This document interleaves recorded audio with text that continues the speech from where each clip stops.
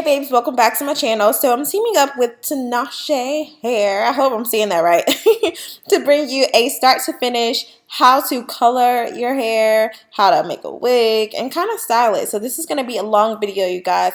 Sit tight, jump ahead when you need to. And yeah, so just taking the packaging, I guess like out and take everything out of the packaging.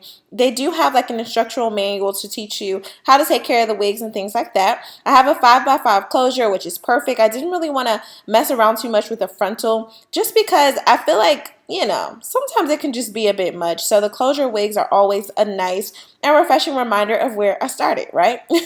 And so I'm just pulling all this out straight out of the gate. The hair is extremely soft. It didn't really have a smell at all, but I could tell that the hair was definitely processed. Not a bad thing. Most hair is. I'm using Dark and Lovely for the color. Now, I don't exactly remember the names of the color, but I'll definitely look it up online and link it down below. I'm doing this on like my coffee table in my film room. You guys can kind of see, like, peep the seam, low-key. But so I just wanted to protect that. I'm laying down a towel, and then on the top of that, I'm just taking some aluminum foil, very cheap aluminum foil. So you guys make sure to do this when you're home, of course. If you're, you know, underage, definitely make sure to ask your parents and things like that. So make sure it's okay for you to start dyeing because it can kind of get messy. And so in this, it comes with a step 1, 2, and 3, and then a booster. The booster is supposed to really pull the most color out of it because you guys know with box dyes, if you don't bleach the hair before, it's usually really hard to get the most impactful color. And so it just has like this, you know, booster. Like I said, it kind of looks like food dye. I need to do a little bit more research to find out exactly what it is. I don't recommend doing these types of box dyes on your own hair at home. Just doesn't really, you know, really make sense. Definitely want to go to a professional, but you guys can see that booster really amplified the color so it looks orange. Don't worry, my hair is not going to be orange, but I was going for a more auburn, kind of reddish brown color. I just have a lot of experience with box dyes, and so I can kind of gauge, like, based off of the color that I get, what it's going to end up turning out like. So you definitely want to make sure to get about 3 shades lighter than the gold color to get really close to it, because yeah, the picture they show you on the on the box is never that accurate. And so I'm just doing this in the best way. Of course, you can use the applicator because it squirts out. I wanted to use a mixing bowl as well, just so that I can kind of manage the product a little bit better. And then of course I'm just slowly going through with the brush, and then you guys will see I'll kind of mix it up with the brush and the comb just to make sure that I'm not getting any color directly on the lace. I wanted to just barely touch the roots of the hair, like barely touch. Well, then I was going to go back later and of course bleach the knots. If you guys need to see a video on that, I do have a ton of wig videos and how to customize lace and all that stuff to show you how to get the right consistency to bleach your knots and things like that.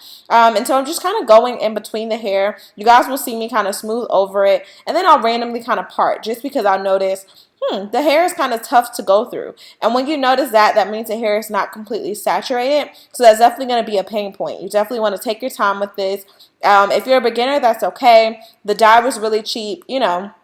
It's not like one of those colors that are so dramatic to where if you do mess up, it'll be noticeable because it's going to get it to like an auburn. So if there are any still, you know, if there's still any dark spots, meaning brown colors or hues from the original base color, you won't notice it too much because, of course, the color is not being super lightened. But nevertheless, the hair is responding really, really well. I enjoy deep wave hair because you can definitely kind of just like manage the deep wave and then wearing it straight. I'm going to show you that later on in the video, but yeah, we're just going to pretty much finish up this color from here. You guys can see it went from that super bold color to starting to process. That's when it turns white. And then later on in the video, I actually took the second color and kind of went back over all of the hair with a more lighter red shade. So you'll kind of see that at the end as well. I'm just showing you the back of the frontal as well. Just, well, not frontal, but closure. So you guys can see that I didn't get any color at all on the base of that. So that's going to be really, really important.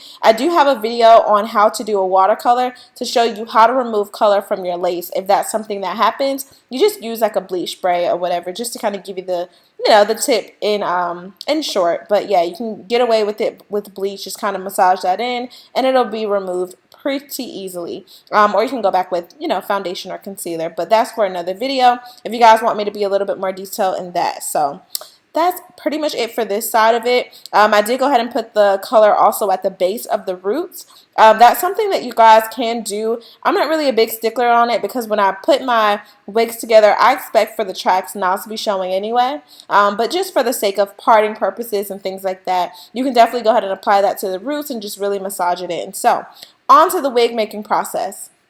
Of course, I'm starting off with my canvas wig head. You guys know, get this on Amazon. We'll be sure to link that down below along with the stand and the T-pins and things like that. Now, this wig cap is totally optional. I go back and forth between the mesh dome cap and then the adjustable mesh cap. So you guys, if you've seen my wig videos, you guys should be familiar with that cap as well. I found them on Amazon. Of course, you can get them in bulk and things like that, or your local beauty supply store if you're more in an urban area. Harder to find if you're not. And so I'm just using the T-pin to apply that closure. I use the line on the canvas wig head as like a guide to let me know exactly where to line that cap at. And then you'll see a hole on the side of my canvas head just from doing so many frontals to kind of let me know where the ear area is as well. So there's that. I'm starting off at the base of the frontal or the closure just to really tack this down. I do this little method where I'll loop it twice, and then to seal it, I'll do like a wraparound around the needle 3 times to make a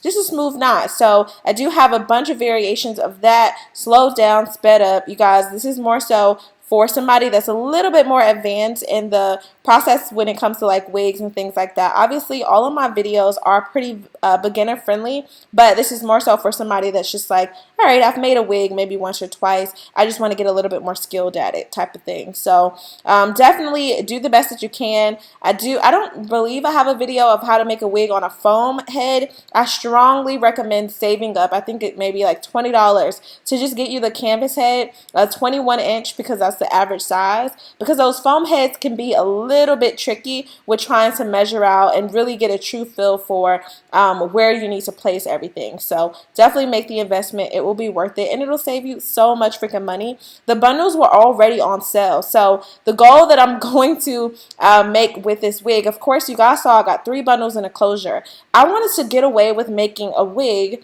with 1 closure, a 5x5 closure, and 2 bundles. Now I can usually do that with a frontal just because the frontal covers more space, but I really wanted to challenge myself to give you guys an opportunity to save money and also show you that you can really get away with 2 bundles if you place everything correctly. And because this is deep wave hair, it already comes much more thick than the average straight or body wave bundle, so that was perfect. I believe I have a length 24.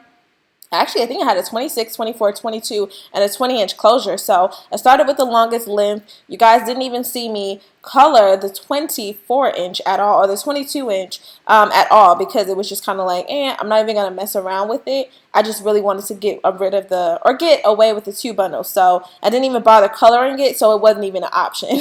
So I had to make this work. You guys, when I do videos like this where I try to use as least hair as possible, but cover the most amount of space, I always start from the very tip of that closure and literally wrap around the hair, because I want all the hair to cascade towards the front. So I want this to look as full as possible. You guys will kind of see that technique. I use it for quick weaves especially, to make sure that you don't have any flyaways when you lift your hair up and things like that. Especially when I'm doing it on a client and we have a little bit of leave out, it works perfectly. You'll get smooth ponytails, like everything it is that you need to transition and make your weaves versatile. I promise you, try this method. Let me know how it works for you. If you're a stylist, I'm pretty sure you guys are familiar with it, and if not, try it out. Let me know how it works. So I'm just going through. You guys know I like to double my wefts. I doubled my wefts all the way until I got to the second bundle. Once I get to the second bundle, you guys will kind of see, because I think I cut that part out of the video because my battery died. But yeah, you'll kind of see where I had to literally squeeze it in. So the way that I did that, actually, just wait till we get to that part, because we've got to jump in ahead. I want you guys to really get a feel for what it is that I'm doing, and I'm spacing the hair out about 1 inch. Typically, I would double the wefts and space it out maybe a ½ inch, depending on the thickness of the hair and what I'm going for. But with this, I literally did 1 inch apart until I got towards the center of the weave. So that really made the biggest difference. And so now that I'm finishing up this second bundle, I really just kind of want you guys to see how it's so easy to just fill in the hair. Like, it's all about placement. You can get away with anything as long as you can do the placement correctly, because realistically, nobody's head on their hair is as thick as some of these weaves be. So to get that more natural feel, if you think about it that way, you can really get away with your weave, you know, less bundles with the same look of realistic and natural hair. So that's that. I am filling in the middle. You guys see I didn't start from the top again. I just wanted to kind of even everything out. So I took the remaining amount of that double weft just to kind of go straight across the middle of the weave or the wig cap so that I can really just balance everything out. So that's that. I did go ahead and fill in the top first. So basically I took one track to go around the closure, and then I pinned that up, and then I filled in everything else so that I make sure I at least had that one finishing track. And you guys can see no hair is peeking through. Everything looks just fine. Like, I'm so sorry that I cut that part out or that my battery died. I apologize, but I just wanted to continue to make the wig. I didn't want to stop. You guys can see that I've already bleached those knots previously before applying it. And then, yeah, that's pretty much that. I went ahead and cut off the remaining amount of that cap. Just took it off my wig head and did that so I didn't make a mistake and cut the lace.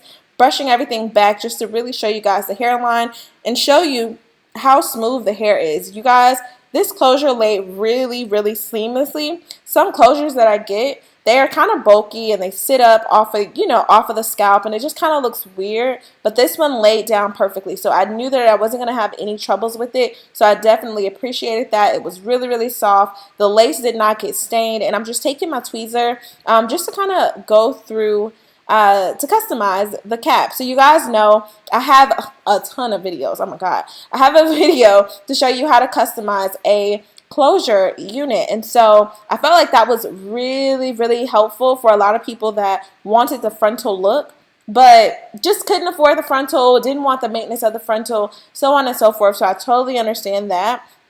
I ended up switching tweezers. One of them was a little bit more pointed than the other. I needed something that was going to be a little bit more base. So I needed that without such points. I didn't want to like damage the lace. So I took that, and you guys can literally see that hair coming out. So I'm doing this in a very strategic way. I know that you can't hardly see exactly what it is that I'm doing. So I encourage you to check out one of my other videos that show you how to customize the lace, because it is very helpful. You guys can see I like to do this on the more natural scale, because I realize as you actually have that weave and that wig, it will not last as long if you over pluck to begin with. And I see that happen a lot, especially on Instagram with stylists. And you know, I get it. You want the most natural look as possible when the client gets out of your chair. But then 3, 4 days, 5 days later, when they, you know, they're brushing through their hair, next thing you know, they have a bald spot in their cap. And so I definitely advise all my clients, look, I'm under plucking this on purpose because it's going to shed. I even do that with my wigs. When you purchase them, definitely make sure to check out the description box so that you can get all the details on this hair. And if you are looking for a custom wig from me, that's something that I offer as well. You guys can purchase the hair, send it right to me. I'll send you the wig back really quick, fast. I use FedEx. We require a signature, so you make sure you get your wig every single time. So thank you guys for sending me this hair. It looks freaking amazing. Do you see that? Like, so I just wanted to show you what it looks like blow dried, because like I said, with my deep wave hair, I usually like to blow it out, press it, and really just get that nice natural hair look, which I absolutely love. It looks so much better than like the silky straight hair. Don't get me wrong, I enjoy that, but it's definitely a vibe. Like this, yeah. So if you guys are interested in seeing like a start to finish, I guess how to install the video, definitely make sure to subscribe. Can't even talk. Make sure to subscribe, turn on your post notifications, give this video a thumbs up, comment, all that good stuff, so that I know you definitely want to see the next video coming after this. This color turned out perfect, and it almost gave me fall vibes, of course, because of the background and then the burgundy. But it's never too late for a back to school or back to work, a fall inspired hairstyle. You guys, I freaking love this. And you see how even the color was. I think the biggest trick when coloring and bleaching hair is to make sure that you have a fine tooth comb to really be able to hit every single strand of hair. And you guys see how smooth this hair gets when it's blow dried out. I didn't even have to go through it with a flat iron. Like, come on. Yeah, this is amazing. I always get so excited about more natural hair looks. Like, just, it really does something to me. And the hair blow dried really, really fast, probably about as fast as my natural hair does. And so I thought that that was a good thing. And I'm just showing you how smooth, the hair is, and that you can actually style it. So because it's a 5x5, you can even do a 6x6 to get away with like a half up, half down type of, type of look. I know everybody's loving that right now. I didn't add baby hair or anything like that because I'm not sure how I want this to look when I actually install it. We'll see if I go for that more natural look or not. But yeah. So that's pretty much it. I hope you guys enjoyed it. I know it was a mouthful, but I definitely appreciate your patience. And definitely leave your comments down below. I love you guys so much. Stay pretty, and I will see you in my next video. Bye, babes.